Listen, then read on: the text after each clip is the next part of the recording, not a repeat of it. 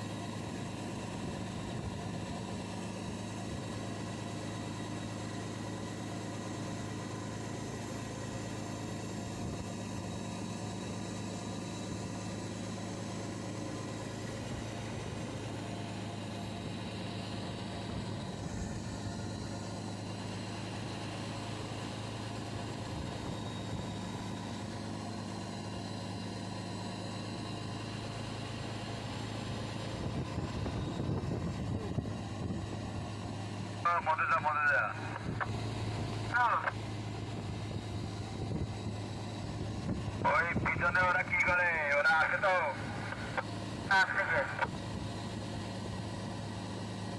কি অবস্থা মধ্যে দেয়া খাইছে তো মাছ কত পাইলাম না না ক্যামেরাটা উঠতে দিকে দাঁড়াই। তবে তোমার সম্পাদিত আছে না, তখন তো মাছ পাচ্ছিলে না।